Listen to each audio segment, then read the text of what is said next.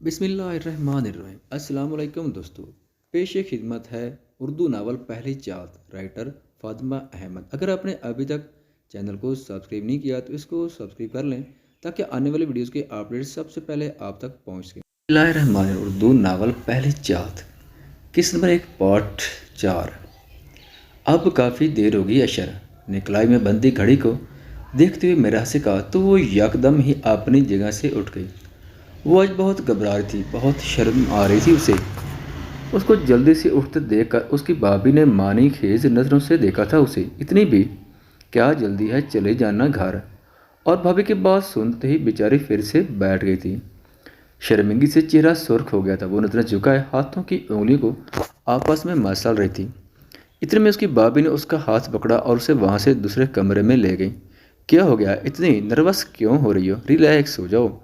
शुरू शुरू में लड़कियां हो जाती हैं नर्वस, मगर तुम कुछ ज़्यादा ही पजल हो रही हो। खुद को रिलैक्स रखो।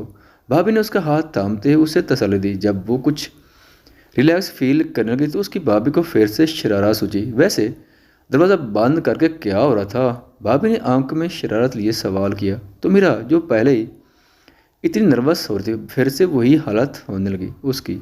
वो उन्होंने दरवाज़ा बंद किया था, मैंने नहीं। अब तो उसकी आवाज़ भी कप कपा रही थी।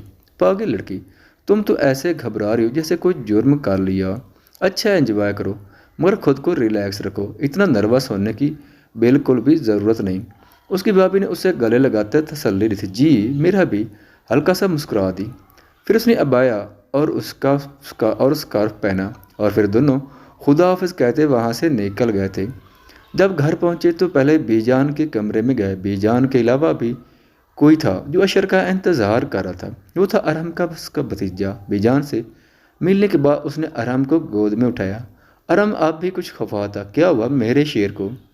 अशर ने उसके गाल पर किस करते हुए उससे पूछा तो उसने गुस्से से अपना गाल साफ किया था। वो अक्सर ऐसा ही करता था जब अशर से नाराज़ होता। उसकी इस अदा पर सब ही हंस दिए। आप बता भी दो ना यार, क्यों नाराज़ हो? बताओगे नहीं तो कैसे पता चलेगा कि आप नाराज़ हो? अशर ने उसे गोद से उतार कर सोफे पर बिठाते हुए पूछा। आप चाची को लेने अकेले ही चले गए? मुझे भी जाना था आपके साथ। वो खफगी से मुंह फेर गया था। मुझे पहले बताना था ना, तो मैं आपको भी ले जाता। चलो अगली बार जब जाऊंगा तो आपको भी साथ ले जाऊंगा। अशर ने कान पकड़कर उससे माफ़ी मांगी तो अरहम भी मुस्कुरा दिया। पक्का वादा। अरहम ने अपना छोटा सा हाथ आगे किया। जो हुक्म मेरे आका। ये कहते हुए अशर ने भी उसका हाथ थाम लिया। वो दोनों जब कमरे में आए तो मीरा ने अबाया और स्कार्फ उतार दिए। फिर ड्रेसिंग टेबल के सामने खड़े होकर ज्वेलरी उतारने लगी। तभी अशर आया था। क्या कर रही है मेरी हसीन वाइफ? उसे खुद से करीब किया था, फिर उसके हाथ अपने कंधों पर रखते उसे बहुत संजीदगी से देखने लगा। क्या हुआ अशर, कुछ कहना चाहती हैं मुझसे?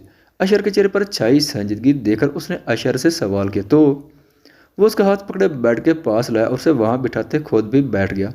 वो अब भी परेशान सी उसे देख रही थी। समझने लगी हो मुझे? हाँ।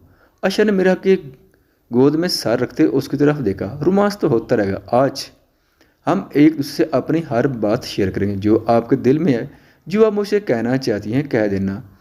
और मैं भी आपको अपने बारे में सब कुछ बताऊंगा। हमें साथ गुजारने के लिए एक दूसरे के बारे में सब पता होना चाहिए। एक दूसरे की पसंद नापसंद। आप मुझसे क्या तवक्कुआत रखती हैं, मैं आपसे क्या चाहता हूँ, हम आज एक दूसरे को सब बताएंगे। अशर ने उसके हाथ थामकर अपने सीने पर रख लिए थे और खुद आंखें मूंद ली थी। पहले आप कहेंगी या मैं? अशर ने उसे देखा तो मीरा ने जल्दी से कहा।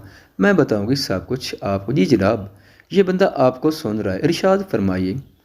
अशर ने उसे इतनी सादत मंदी से जवाब दिया तो मीरा हंसने लगी। मुझे 12 साल की उम्र में पता चला कि आपका नाम मुझसे मनसूब है। बस फिर हर गुजरते दिन के साथ मैं आपके बारे में सोचने लगी और आपने तो हमारे घर ही आना छोड़ दिया था। दिल करता कि आप सामने आ जाएं, देख लूँ आपको एक बार। ये 10 साल आप बस आपकी चाहत में गुजार दिए मैंने। अगर आप मुझे ना मिलते तो मैं कभी किसी और से शादी ना करती। आप मेरी ज़िंदगी का असल हैं अशर।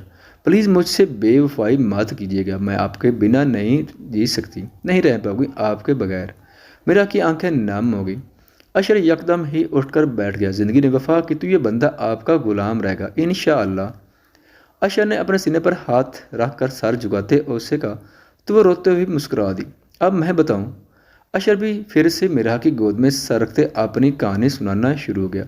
मैंने कभी आपकी तस्वीर भी नहीं देखी थी, मैंने आपको बचपन में देखा था। बस वही गंदी सी बच्ची मेरे जहन में आती थी, जिसकी हर वक्त नाक बह रही थी। तो मैं सोचता कि भी जान को सारी दुनिया की लड़कियां छोड़कर एक यही पसंद थी मेरे लिए। इसलिए मैंने सोच लिया था कि शादी तो अपनी पसंद से करूँगा। मगर मुझे नहीं पता था कि वो गंदी सी बच्ची अब इतनी प्यारी हो गई है।